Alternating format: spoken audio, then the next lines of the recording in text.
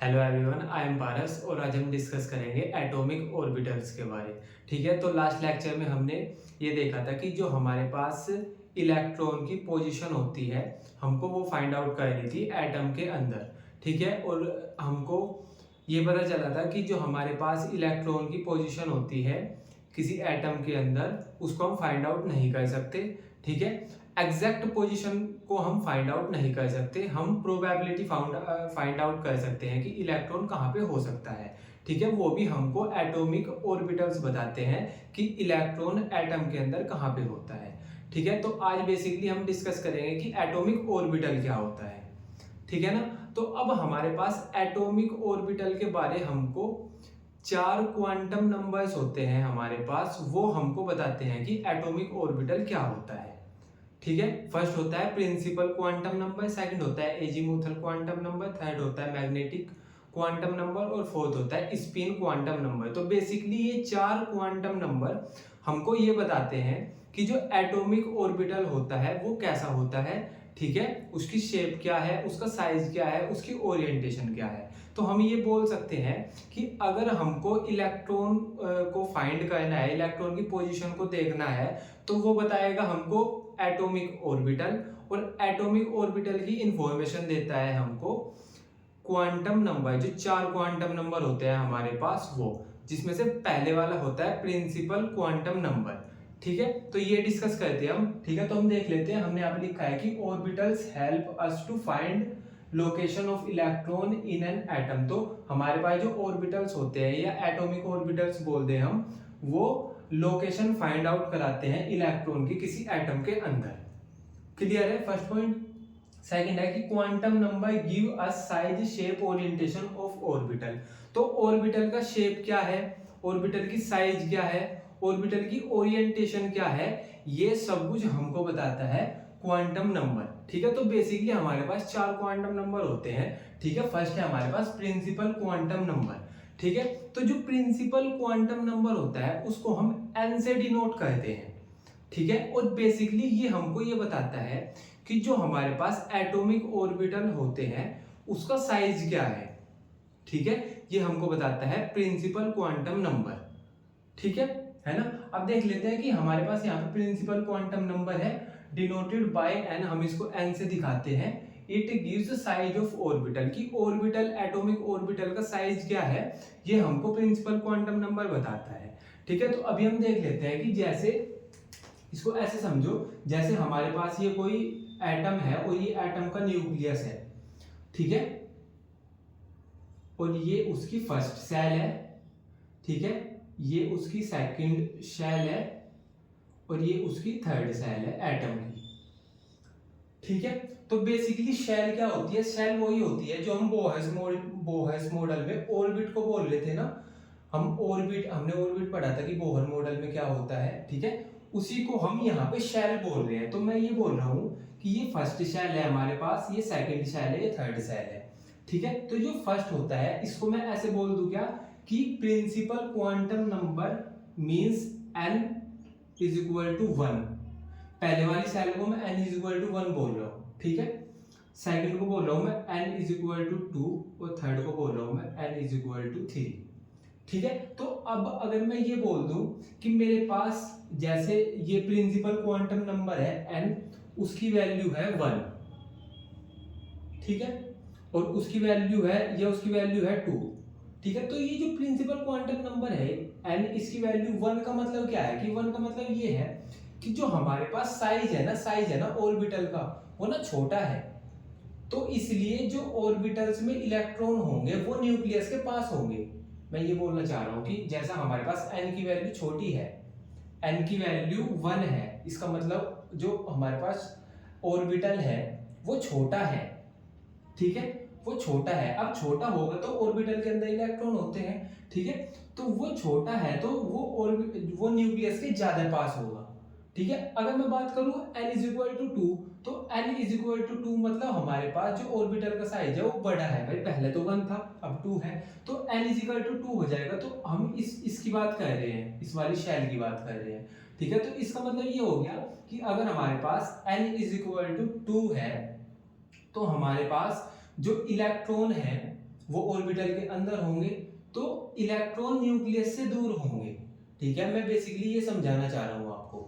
ठीक है, तो हमने सिंपल ये समझा कि अगर n की वैल्यू कम है तो हमारे पास इलेक्ट्रॉन न्यूक्लियस के पास होंगे, ऑर्बिटल का साइज छोटा होगा।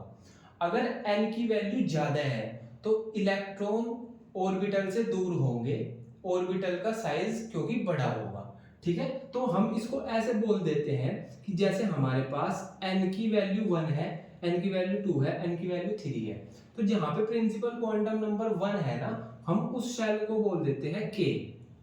तो बेसिकली मैं इस वाली शेल को बोल दूंगा k, n is equal to 2 वाले को बोल दूंगा मैं l, तो हम इसको बोल देंगे l, और n इज इक्वल टू 3 को बोल दूंगा मैं m, हम इसको बोल देंगे m। ठीक है, k l m। तो मैं ये बोल सकता हूं कि अगर हमारे पास प्रिंसिपल क्वांटम नंबर 1 है तो उस शेल का नाम रख दिया हमने k। अगर हमारे पास प्रिंसिपल क्वांटम नंबर 2 है तो उस शेल का नाम रख दिया हमने l, और अगर हमारे पास 3 है तो m, ऐसे ही चलता चला जाएगा। ठीक है, तो आपको बेसिकली ये समझना था कि जो प्रिंसिपल क्वांटम नंबर होता है उसको हम n से डिनोट करते हैं। ठीक है, ये हमको साइज बताता है। बेसिकली अगर n की वैल्यू बड़ी होगी तो ऑर्बिटल का साइज बड़ा होगा, और n की वैल्यू अगर छोटी होगी तो ऑर्बिटल का साइज छोटा होगा। ये पॉइंट क्लियर है क्या? ठीक है ना, है ना। अब एक पॉइंट ये है कि n can tell us number of orbitals in given shell. तो ये जो शेल है हमारे पास, k shell, l shell, m shell, ठीक है, इन शेल के अंदर सब शेल होती हैं, हम पढ़ेंगे अभी वो भी, उसके अंदर ऑर्बिटल होते हैं। ठीक है, तो वैसे अगर मैं इन जनरल बोल दूं तो हमारे पास जो शेल है उसके अंदर ऑर्बिटल हैं, तो एक शेल के अंदर कितने ऑर्बिटल्स हैं ये भी हमको प्रिंसिपल क्वांटम नंबर ही बताता है। कैसे फाइंड आउट करेंगे कि अगर हमको ऑर्बिटल्स देखने हैं ना तो हम n का स्क्वायर कर देंगे। ठीक है, तो जैसा एग्जांपल के लिए देख लो, अगर मैं बोल दूं कि मेरे को n इज इक्वल टू 1 है और आप मेरे को ये बता दो जो शेल है n इज इक्वल टू 1 का मतलब मैं बात कर रहा हूँ k शेल की, n is equal to 1 k shell की बात कर रहा हूँ। तो मैं ये पूछना चाह रहा हूँ कि इसमें कितने ऑर्बिटल होंगे, क्योंकि एक शेल के अंदर सब शेल होगी, सब शेल के अंदर ऑर्बिटल होंगे। मैं अब ये पूछना चाहता हूँ कि वो ऑर्बिटल कितने हैं। तो आप कैसे निकालोगे कि आप n का स्क्वायर कर दो, n है 1 तो 1 का स्क्वायर इज इक्वल टू 1, तो k शेल में बस एक ऑर्बिटल होगा। अगर मैं बात करूं सेकंड एग्जांपल की, n इज इक्वल टू 2 है हमारे पास यहाँ पे, n इज इक्वल टू 2, इसका मतलब मैं l शेल की बात कर रहा हूँ, l की। ठीक है, तो अब अगर मैं इसमें ऑर्बिटल देखना चाहूँ कि जो l शेल है हमारे पास, ये वाली शेल है, ये वाली शेल है, जो इसमें मेरे को ऑर्बिटल फाइंड आउट करने हैं कितने हैं, तो वो कैसे करूंगा मैं 2 का स्क्वायर कर दूंगा। ठीक है, तो ये आ जाएगा 4। तो इसका मतलब ये है कि जो हमारे पास ये l शेल है इसमें 4 ऑर्बिटल है। ठीक है, तो बेसिकली आपको ये निकालना आ गया क्या कि हम शेल के अंदर ऑर्बिटल्स कैसे फाइंड आउट करेंगे। हमको बेसिकली प्रिंसिपल क्वांटम नंबर का स्क्वायर कर देना है। ठीक है, ये पॉइंट क्लियर है क्या? ठीक है, तो ये हो गया हमारे पास प्रिंसिपल क्वांटम नंबर। ठीक है, अब इसके बाद हम देखते हैं कि एजीमुथल क्वांटम नंबर क्या होता है। ठीक है, तो ये है हमारे पास सेकंड एजीमुथल क्वांटम नंबर। इसको हम डिनोट करते हैं L से, जैसे हम इसको N से डिनोट कर रहे थे, इसको हम L से करते हैं। और बेसिकली ये हमको शेप बताता है कि एटॉमिक ऑर्बिटल की, या खाली ऑर्बिटल बोल दूं मैं, उसकी शेप क्या है। इसने हमको क्या बताया कि उसका साइज क्या है ना। ठीक है, और ये बताएगा हमको कि उसकी शेप क्या है। ठीक है, इतना क्लियर हो गया है ना। अब हम ये देखते हैं कि हम L को फाइंड आउट कैसे करेंगे। ठीक है, हम देखेंगे कि L को फाइंड आउट कैसे करेंगे। तो हम बोलते हैं कि 0 से लेके n-1 तक होता है हमारे पास L की वैल्यू। मींस हमको L फाइंड आउट करने से पहले n पता होना चाहिए। मतलब हमको azimuthal quantum number find out करने से पहले प्रिंसिपल क्वांटम नंबर का पता होना चाहिए। ठीक है, ठीक है। अब जो हमारे पास प्रिंसिपल क्वांटम नंबर होता है उसमें से अगर हम 1 माइनस करेंगे तो हमारे पास एजीमुथल क्वांटम नंबर आ जाएगा, या मैं बोल दूं L की वैल्यू आ जाएगी। ठीक है, तो इसको फाइंड आउट करके देखते हैं, है ना। तो बेसिकली आप ऐसे समझ लो कि अगर मेरे पास प्रिंसिपल क्वांटम नंबर की जो प्रिंसिपल क्वांटम नंबर है हमारे पास 1, n इज इक्वल टू 1 है। n इज इक्वल टू 1 है तो उसकी शैल क्या होगी, उसकी शैल भाई n की शैल तो k होती है, तो मैं बोल दूंगा इसकी शैल है k। ठीक है, क्लियर है। अब मैं ये बोल रहा हूं कि जब मेरे पास शैल आ गई और शैल के अंदर सब शैल होती है तो k के अंदर सब शैल होगी। ठीक है, तो अब मेरे को सब शैल फाइंड आउट करनी है कितनी होती है। ठीक है, तो सब शैल कैसे फाइंड आउट करूंगा मैं, सब शैल फाइंड आउट करने का फॉर्मूला मैंने यहाँ पे लिखा हुआ है, नंबर ऑफ सब शैल इज इक्वल टू n। ठीक है, तो जो हमारे पास प्रिंसिपल क्वांटम नंबर है उतनी ही हमारे पास सब शैल होंगी। तो मैं यहाँ पे बोल सकता हूँ क्या कि नंबर ऑफ सब शैल हमारे पास कितनी होगी, 1। ठीक है, अब मेरे को L फाइंड आउट करना है और L क्या होता है 0 से लेके n-1। तो L कितना है मेरे पास 1 और 1 में से 1 माइनस 0। ठीक है, तो हमारे पास L की वैल्यू आ जाएगी यहाँ पे 0। क्लियर है क्या। और अगर L की वैल्यू 0 है तो उसकी सब शैल होगी हमारे पास S सब शैल होगी। ये बात समझ आई क्या मेरी, मैं ये बोल रहा हूँ कि अगर L की वैल्यू 0 है तो उसकी सब शैल S होगी, ये याद रखना। सेकेंड एग्जांपल देख लेते हैं। अगर हमारे पास प्रिंसिपल क्वांटम नंबर की वैल्यू प्रिंसिपल क्वांटम नंबर 2 है तो इसकी शैल बता दो पहले तो शैल तो हो जाएगी 2 की L, तो L होगी। ठीक है, नंबर ऑफ सब शैल उतनी होती है जितना प्रिंसिपल क्वांटम नंबर होता है, तो ये हो जाएगा 2। ठीक है, अब मेरे को निकालनी है L की वैल्यू। L की वैल्यू निकालने के लिए मेरे को कैसे निकालूंगा मैं, ये होता है हमारे पास। ठीक है, तो मैं क्या करूंगा 2 माइनस 1 इज इक्वल टू 1 आ जाएगा। ठीक है, तो 0 से लेके 1 तक हो जाएगी वैल्यू मेरे पास L की, तो मैं ऐसे लिख दूं क्या कि ये तो होगी 0 और 1। ठीक है, ये पॉइंट क्लियर है क्या। ठीक है, अब मैंने आपको बताया है कि 0 अगर L की वैल्यू 0 है तो उसकी सब शैल होगी S, और अगर L की वैल्यू 1 है तो उसकी सब शैल होगी P। ठीक है, अब ये भी 0 है, इसकी सब शैल S है, ये भी 0 है, इसकी सब शैल S है। तो हम क्या करेंगे, अब ये तो सिमिलर हो गया ना, तो हम क्या करेंगे इनके साथ इनके प्रिंसिपल क्वांटम नंबर की मल्टीप्लाई कर देंगे, मतलब 1s, इसको बोल देंगे हम 2s और 2p। क्लियर है क्या। ठीक है, एक और एग्जांपल देख लेते हैं। अगर हमारे पास प्रिंसिपल क्वांटम नंबर की वैल्यू 3 है तो मेरे पास शैल कौन सी होगी, मेरे पास 3 के लिए होती है m, तो m। ठीक है, अब नंबर ऑफ सब शैल उतनी ही होती है जितना हमारे पास प्रिंसिपल क्वांटम नंबर होता है, तो ये भी 3 हो गया। ठीक है, अब मेरे को जो इसकी n की वैल्यू 3 है और मेरे को L की वैल्यू फाइंड आउट करनी है, L की वैल्यू फाइंड आउट करनी है। वो कैसे करूंगा भाई, मेरे को n में से 1 माइनस करो तो 2 आ जाएगा। n में से n कितना है 3 माइनस 1 तो 2 आ गया, तो वैल्यू हो जाएगी 0 से लेके 2 तक। ठीक है, तो वैल्यू क्या हो जाएगी हमारे पास 0 1 और 2।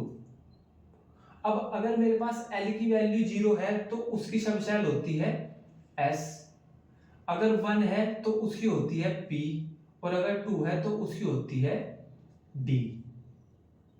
0 था तो सब शैल थी S, 1 था तो सब शैल है P, और 2 है तो सब शैल है D। और हम क्या करेंगे इनके साथ इनके प्रिंसिपल क्वांटम नंबर की मल्टीप्लाई कर देंगे, 3 3 और 3। ठीक है, ये क्लियर हो गया क्या, है ना। तो अब हमको क्या पता चल गया, हमको एजीमुथल क्वांटम नंबर मतलब L की वैल्यू पता चल गई। ठीक है, लेकिन ये हमको बताता क्या है, ये हमको शेप बताता है। शेप तो अभी तक हमको पता नहीं चली। ठीक है, तो शेप आप याद रखना कि जो S सब शैल होती है उसकी शेप होती है राउंड। भाई S तो हम तभी बता पाए जब हमने L की वैल्यू निकाल दी। ठीक है, अब हमको S सब शैल का पता चल गया तो हमको ये पता होता है कि इसकी शेप होती है राउंड। ठीक है ना, तो S की शेप होगी राउंड। ठीक है, अब इस वाले S की भी राउंड शेप ही होगी, है ना। अब ये जो P है, P की शेप होती है डंबल शेप, ऐसे जैसे डंबल नहीं होता क्या, डंबल है ना, उस शेप का होता है हमारे पास P सब शैल। ठीक है, और ये जो D है ये होता है डबल डंबल शेप, जैसा भाई हमारे पास ये D है। जब सीक्वेंस में चलते हैं, S की क्या होगी डंबल, वो सॉरी S की होगी राउंड। ठीक है, P की होगी डंबल शेप और D की होगी डी की होगी ऐसे कुछ डबल डंबल शेप। ठीक है, तो हमको फाइनली शेप पता चल गई क्या? ठीक है, शेप कैसे पता चली? जब हमें एल की वैल्यू पता चली। और एल की वैल्यू कब पता चली हमको? जब हमको एन की वैल्यू पता चली। ठीक है, तो फाइनली हमको सब शेल की जो हमारे पास शेप है, ठीक है, या मैं ऑर्बिटल बोल दूं, उसकी शेप पता चल गई। ठीक है, तो बेसिकली ये होता है हमारे पास सेकंड क्वांटम नंबर, जिसको हम एजीमुथल क्वांटम नंबर बोलते हैं। ठीक है, तो बेसिकली अगर हमें किसी एटॉमिक ऑर्बिटल की इंफॉर्मेशन चाहिए तो पहले हमें प्रिंसिपल क्वांटम नंबर पता लगाना पड़ेगा। वो हमको साइज बताएगा, उसका साइज बड़ा है, छोटा है, कैसा है। फिर हमको जब प्रिंसिपल क्वांटम नंबर हम फाइंड आउट करेंगे, उसकी हेल्प से azimuthal quantum number find out करेंगे। वो हमको बताएगा उसका साइज क्या है, ठीक है, सॉरी उसकी शेप क्या है, राउंड शेप है, डंबल शेप है, डबल डंबल शेप है, कैसी है। ठीक है, उसके बाद हमको फाइंड आउट करना पड़ेगा मैग्नेटिक क्वांटम नंबर। ठीक है, ये हमको ओरिएंटेशन बताता है कि जो हमारे पास और एटॉमिक ऑर्बिटल है उसकी ओरिएंटेशन कैसी है। ठीक है, वो किस तरह से अरेंज है। ठीक है, तो ये बताता है हमको इसकी ओरिएंटेशन। ठीक है, तो इसको देख लेते हैं। जो मैग्नेटिक क्वांटम नंबर होता है उसको हम डिनोट करते हैं एम एल से। ठीक है, ये हम खाली एम भी लिख देते हैं। ठीक है, ये हमको ओरिएंटेशन बताता है, ओरिएंटेशन। ठीक है, अब इसको फाइंड आउट कैसे करेंगे? तो हम क्या करेंगे, जो हमारे पास एल एम को फाइंड आउट करने के लिए हमको एल की वैल्यू पता होनी चाहिए। मतलब अगर हम azimuthal quantum number find out कर ले तभी हम magnetic quantum number find out कर सकते हैं। ठीक है, ठीक है ना ये वाली बात। तो हम इसका फॉर्मूला क्या हो जाएगा, L two into L plus one. ठीक है, तो ये इसका फॉर्मूला हो गया एम का। ठीक है, azimuthal sorry magnetic quantum number हम एम ऐसे फाइंड आउट करेंगे। ठीक है ना। और ये बेसिकली माइनस एल से प्लस एल तक, माइनस एल से प्लस एल तक होता है। ठीक है, अभी हम इसको समझेंगे। ठीक, तो इसको देख लेते हैं, इसको कैसे फाइंड आउट करेंगे। जैसे हमारे पास एल की वैल्यू है, एल की वैल्यू है 0। ठीक है, तो एल की वैल्यू 0 है हमारे पास। हम एम की कितनी वैल्यू हो सकती है वो यहां से फाइंड आउट करेंगे। मतलब एम की कितनी वैल्यू हो सकती है। ठीक है, तो अगर हम एल इज इक्वल टू 0 रखेंगे तो एम की वैल्यू 1 आ जाएगी। मतलब हमारे पास यहाँ पे एम की एक ही वैल्यू पॉसिबल है। ठीक है, एम की एक ही वैल्यू पॉसिबल है। ठीक है, ये क्लियर हो गया क्या? अगर मेरे पास हो एल इज इक्वल टू 1, ठीक है, तो m की कितनी वैल्यू पॉसिबल हो सकती है भाई? l की वैल्यू है 1, तो 2 इंटू 1 प्लस 1, तो ये 3 हो गया। तो m की वैल्यू 3 m की वैल्यू पॉसिबल है। ठीक है, अगर मेरे पास l इज इक्वल टू 2 हो जाता तो m की वैल्यू कितनी पॉसिबल हो जाती? 2 इंटू 2 प्लस 1, तो 5 वैल्यू हमारे पास पॉसिबल हो जाती m की। अब वो वैल्यू होती क्या है वो देख लो। वो वैल्यू होती है माइनस एल से एल तक। कैसे? जैसे एल की वैल्यू 0 है तो ये माइनस हम कहां पे लेके जाएंगे, तो 0 ही रहेगी। ठीक है, अगर एल की वैल्यू 1 है तो वो माइनस से प्लस तक होगी। मतलब -1 0 plus 1।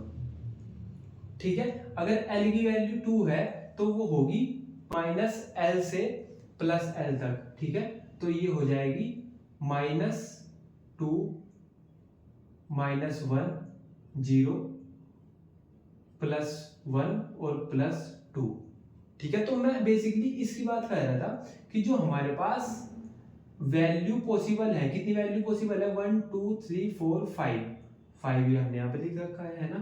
1 2 3 L is equal to 1 के लिए 3 वैल्यू पॉसिबल है, वही हमने यहाँ पे लिख रखा है ना। तो हम कितनी वैल्यू पॉसिबल है एम की वो हम इस फॉर्मूले से फाइंड आउट करेंगे।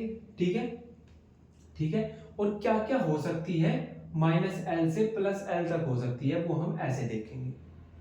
ठीक है, ये क्लियर हो गया है ना। और अभी मैंने आपको ये बताया था कि, ठीक है, इतना क्लियर हो गया है ना। अब मैं ये बोल रहा हूं कि अगर ये 0 है, अगर 0 है तो इसकी जो सब शेल होगी वो एस होगी क्या? ठीक है, ये क्लियर है ना। और अगर ये 1 है, 1 है तो 1 के लिए हमारे पास P होगी क्या? इसकी सब शेल P होगी क्या? है ना। और अगर ये 2 है, ठीक है, अगर ये 2 है तो इसके लिए D होगी क्या? ये हमने यहाँ पे लिखा था, है ना, कि 0 के लिए S, 1 के लिए P और 2 के लिए D। ठीक है, तो बेसिकली हमको सब शेल पता चल गई क्या? ठीक है, तो अब हम ये बोलते हैं कि चलो जो हमारे पास ये सब शेल है या जो हमारे पास ये सब शेल है, इनकी ओरिएंटेशन कैसे फाइंड आउट करेंगे हम? ठीक है, क्योंकि बेसिकली हमको फाइंड आउट तो ओरिएंटेशन का ही नहीं थी, क्योंकि जो मैग्नेटिक क्वांटम नंबर होता है वो हमको ओरिएंटेशन बताता है। ठीक है, ओरिएंटेशन बताता है। ठीक है, तो अब हमको ये पता होता है कि भाई ये तो हमने फाइंड आउट कर लिया कि एस है, पी है या डी है। ठीक है, अब पी में भी थ्री होती है, जैसे पी एक्स, पी वाई और पी जेड। ठीक है, तो बेसिकली पी में भी थ्री होती है, तीन ओरिएंटेशन होती है पी ऑर्बिटल की। ठीक है, P X, P Y, P Z. जैसे डी है हमारे पास, तो डी की जो ओरिएंटेशन होगी और कॉम्प्लेक्स होती है। ठीक है, तो बेसिकली हमको याद केवल इतना रखना है कि जो हमारे पास ये मैग्नेटिक क्वांटम नंबर होता है, इसको हम डिनोट करते हैं m से। हम इससे हम ओरिएंटेशन फाइंड आउट करते हैं एटॉमिक ऑर्बिटल की। ठीक है, और कैसे फाइंड आउट करते हैं वो हमने यहाँ पे करके दिखा दिया आपको। ठीक है ना, है ना। तो बेसिकली ये थ्री क्वांटम नंबर है हमारे पास। फोर्थ होता है हमारे पास स्पिन क्वांटम नंबर। ठीक है, अब स्पिन क्वांटम नंबर क्या होता है, एक बात समझ लो जरा। जैसा हमको पता है कि जो एटॉमिक ऑर्बिटल होता है उसके अंदर मैक्सिमम 2 इलेक्ट्रॉन हो सकते हैं। ठीक है, तो जो वो 2 इलेक्ट्रॉन है, अगर मैं उन इलेक्ट्रॉनों के चारों क्वांटम नंबर फाइंड आउट करूं, तो जो प्रिंसिपल क्वांटम नंबर है और ये एजीमुथल क्वांटम नंबर है और मैग्नेटिक क्वांटम नंबर है, ये उन दोनों इलेक्ट्रॉनों के सेम आ जाएंगे। क्यों सेम क्यों आ जाएंगे? क्योंकि वो एक ही ऑर्बिटल में है। लेकिन जो फोर्थ क्वांटम नंबर है हमारे पास, स्पिन क्वांटम नंबर, ठीक है, ये उन दोनों इलेक्ट्रॉनों का अलग अलग होगा। ठीक है ना, है ना। तो ये जो फोर्थ है हमारे पास स्पिन क्वांटम नंबर, ये 2 इलेक्ट्रॉन अगर एक ऑर्बिटल में है तो दोनों इलेक्ट्रॉनों का भी ये वाला क्वांटम नंबर अलग अलग होता है। ठीक है, क्लियर हुई क्या? अब ये समझ लो कि अलग अलग कैसे होता है। हम इसको ऐसे देखते हैं कि जैसा हमारे पास इलेक्ट्रॉन है और इलेक्ट्रॉन का मूवमेंट होता रहता है, तो अगर इलेक्ट्रॉन ऐसे मूव कर रहा है, मतलब ऐसे मूव कर रहा है, ठीक है, तो ऐसे मूव कर रहा है ना, तो वो जब ऐसे जाएगा तो वो नीचे की तरफ जाएगा। तो मैं ये लिख दूं क्या कि इसका स्पिन डाउन है। मतलब हमने यहाँ पे लिख दिया कि जब वो ऐसे जाएगा, मतलब ऐसे जाएगा, तो वो ऊपर से नीचे की तरफ जा रहा है, कोई ऐसे जा रही है कोई चीज, तो ऊपर से नीचे की तरफ जाएगी, तो हमने लिख दिया कि इसका स्पिन है डाउन, मतलब ये नीचे की तरफ जा रही है। ठीक है, और अगर मैं बोल रहा हूँ कि कोई चीज ऐसे घूम रही है तो वो ऊपर की तरफ आ रही है। ठीक है, अगर मैं बोल दूं कोई चीज ऐसे घूम रही है तो वो ऊपर की तरफ आ रही है, तो मैंने यहाँ पे लिख दिया स्पिन अप। ठीक है, तो बेसिकली स्पिन क्वांटम नंबर में हम ये देखते हैं कि जो हमारे पास इलेक्ट्रॉन है उसका मूवमेंट क्या है, उसकी स्पिन क्या है। ठीक है, तो ऐसे ही हमने लिख रखा है spin quantum number will be different. तो हमारे पास जो ऑर्बिटल है, एक ऑर्बिटल के अंदर मैक्सिमम 2 इलेक्ट्रॉन होते हैं, तो दोनों इलेक्ट्रॉन के जो 3 क्वांटम नंबर है, एजीमुथल हो गया और ये मैग्नेटिक क्वांटम नंबर हो गया और ये वाला प्रिंसिपल क्वांटम नंबर हो गया, ये तीनों तो सेम होंगे, लेकिन जो स्पिन क्वांटम नंबर है वो डिफरेंट होगा। ठीक है, तो बेसिकली हमने ये लिख रखा है कि जो 2 इलेक्ट्रॉन होते हैं उनके लिए स्पिन क्वांटम नंबर डिफरेंट होता है, बाकी जो तीनों क्वांटम नंबर है वो सिमिलर होते हैं। ठीक है, क्लियर होगी इतनी, है ना। आई होप आपको इतना क्लियर हो गया होगा। ठीक है, बाकी हम कल पढ़ेंगे। ठीक है, बाय।